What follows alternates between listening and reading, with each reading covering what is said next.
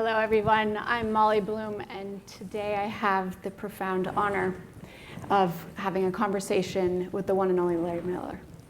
Larry's story is shocking, it's inspiring, and it's urgently important right now. He came from improbable, if not impossible, beginnings and rose to career heights that most of us can only dream of. Just to name a few, president of the Jordan brand at Nike, the first chairman of the board. He saw this division go from a $200 million to a $4 billion company. And then he went on to casually become the president of the Portland Trail Blazers. But back to the improbable, if not impossible. When I sat down to do this research, I have to be honest here and candid because I think it's important. There was a word that stuck out to me that left me very unsettled, and that word was homicide. Larry, when he was younger, shot and killed a boy. And as I started to read his book, which is beautifully written by Larry and his daughter, Layla, I started to realize I had no ability to understand the way that he grew up. He did not grow up in a neighborhood, he grew up in a war zone, where violence was the currency to belong and to survive. And my mind changed. And the separateness and otherness I felt, even as a convicted felon myself, became no more. So I just would love, Larry, if you could give some color on what it's like to grow up that way for you and for other youth.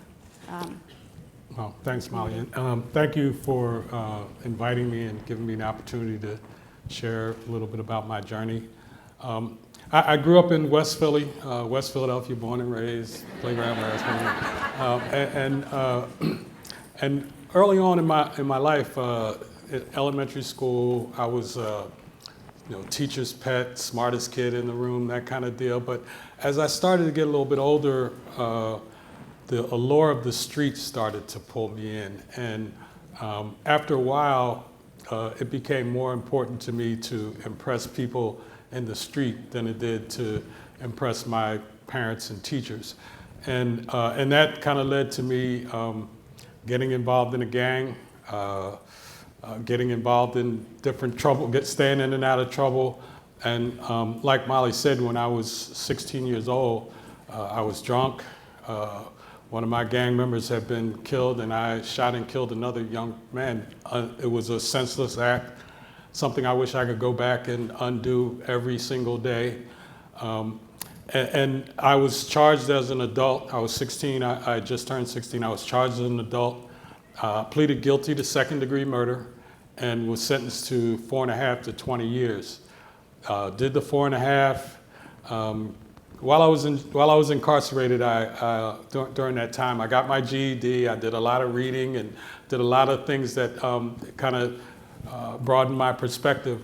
But when I got out, I went right back to the same neighborhood, and before I knew it, I was involved in the same things again.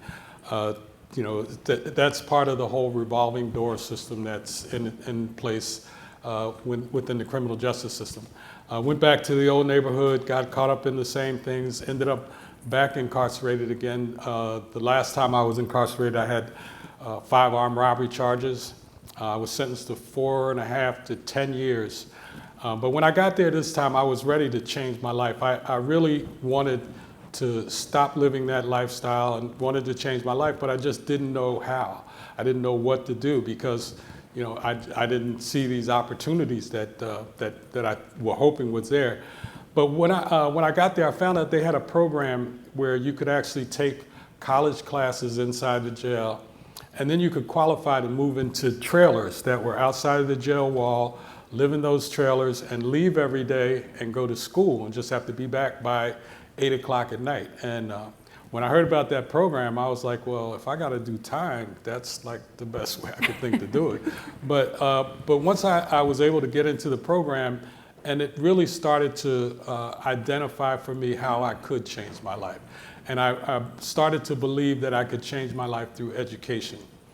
So I ended up getting my associate's degree from Montgomery County Community College while I was in the program, transferred those credits to Temple University, and decided to get a degree in accounting of all things. As a criminal, I decided to get a bachelor's degree in accounting, which I did.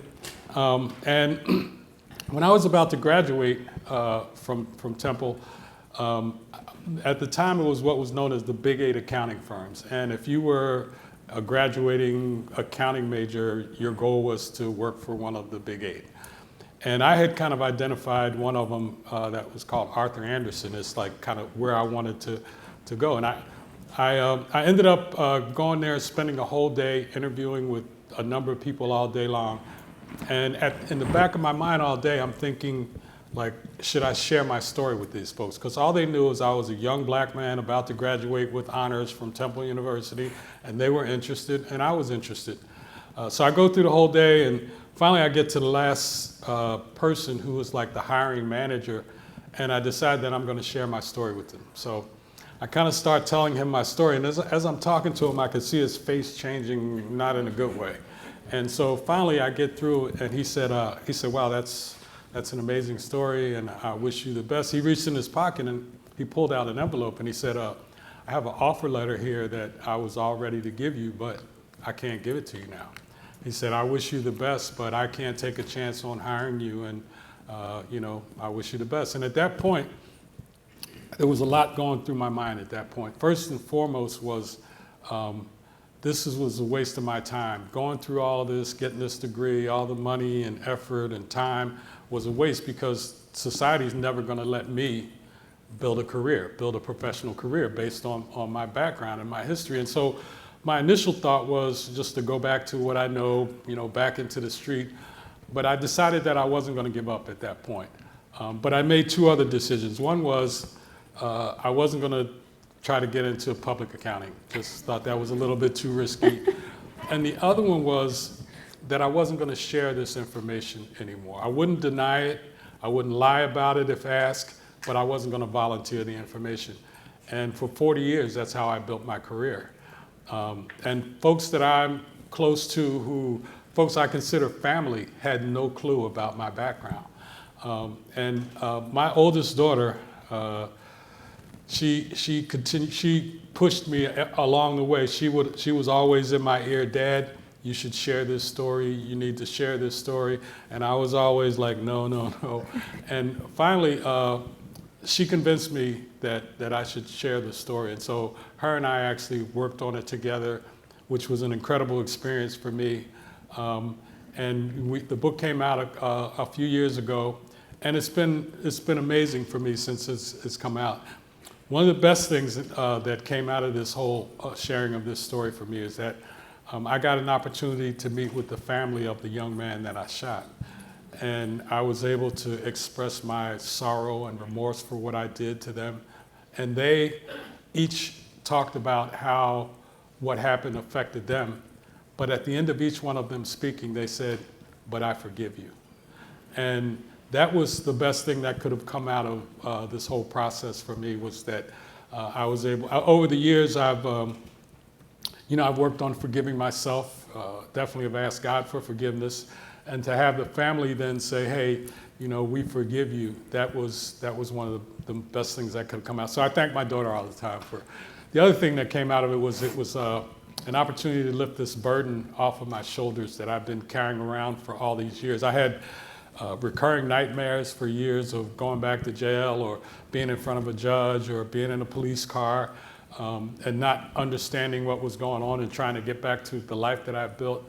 I had migraines so bad I ended up in the ER a few times, and it was all because I was carrying around all this stress and anxiety because I was afraid that somehow this story would come out and it would ruin everything that I had built up to that point. But fortunately, that didn't happen, and I was able to tell the story on my own terms, and the response has been amazing. And the other amazing thing for me is that I've been able to connect with and see that there are so many people and organizations that are invested in trying to help change the situation that exists for people who are or were formerly incarcerated, and try to provide opportunities for people to not only survive but to thrive when they get out. And And we talked about this, but some of the most intelligent, creative people I've ever met are people I met while I was incarcerated. But those folks don't have the opportunity. They have to express that creativity and that intellect through a different way because of the situation that they're in. And a lot of these folks, to me, I feel like I'm an example of what someone who is given an opportunity, who's been in that situation, can do and can add to society, can add to their families, their communities. And I feel like, to me, having the opportunity has been amazing for me, and I just think we need to figure out how to provide other people with the same opportunities to build a life once they get out of prison.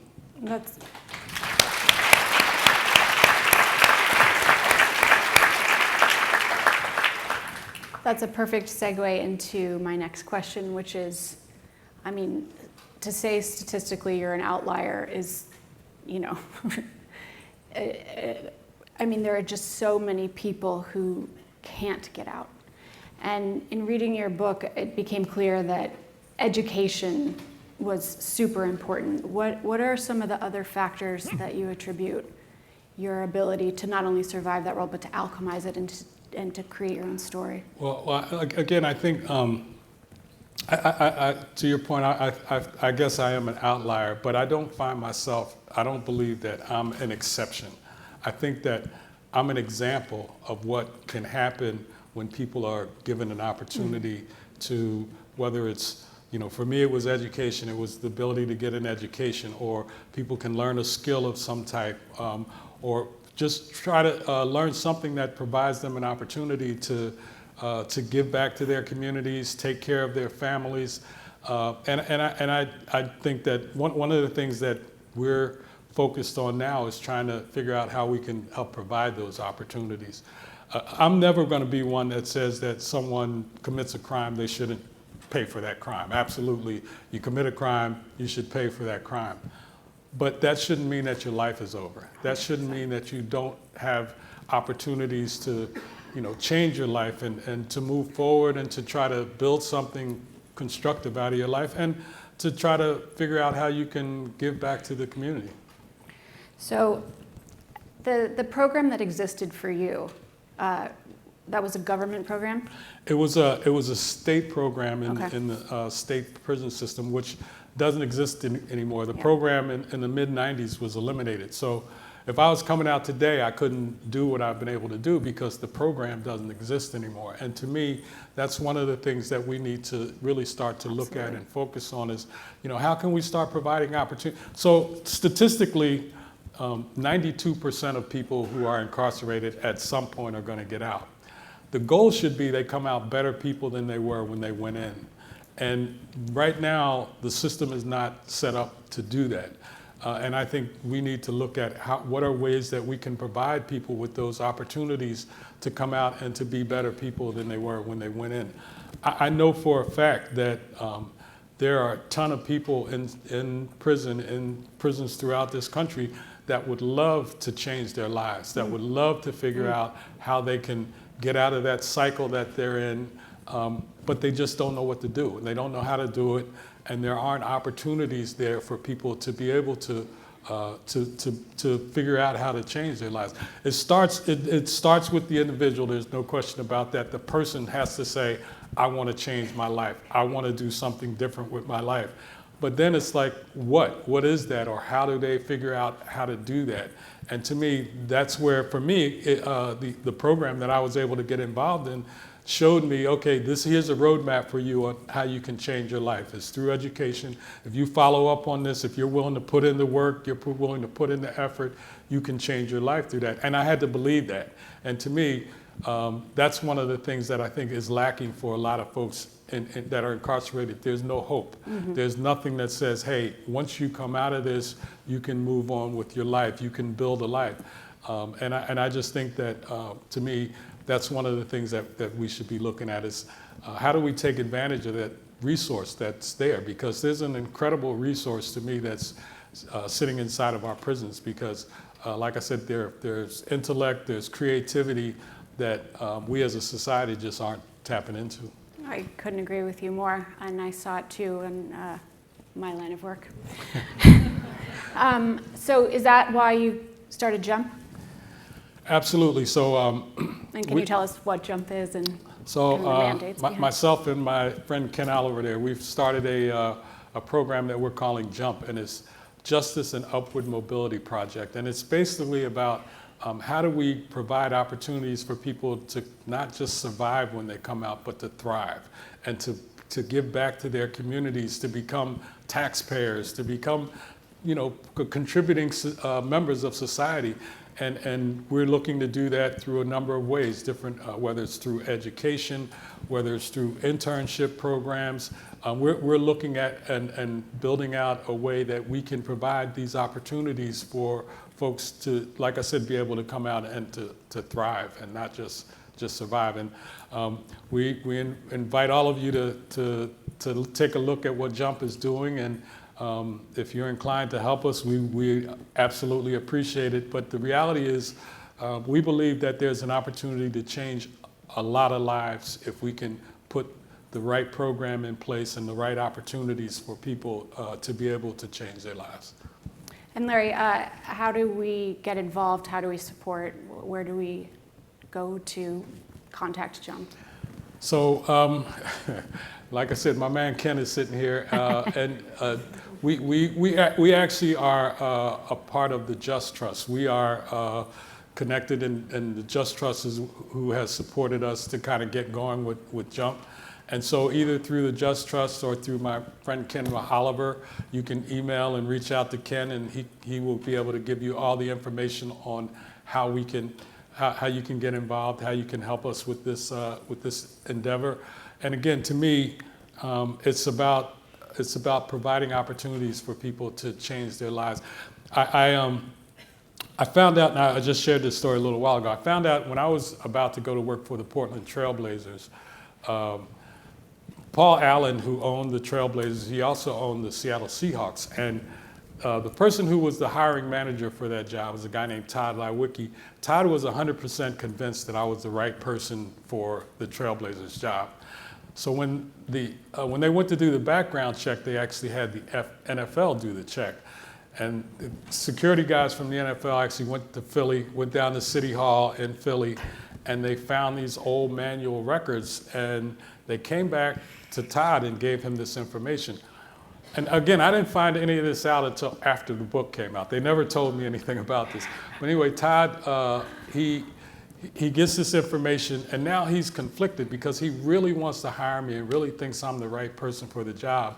But he's concerned that if he shares this information with Paul Allen, that Paul will say, no, I don't want to hire this guy. So he said he reached out to David Stern, who was the commissioner of the NBA at the time, shared it with David and said, hey, David, do I have to share this information with Paul? I want to hire this guy. And he said, David said, you can't know this information, hire this person, and not share it with the owner of the team.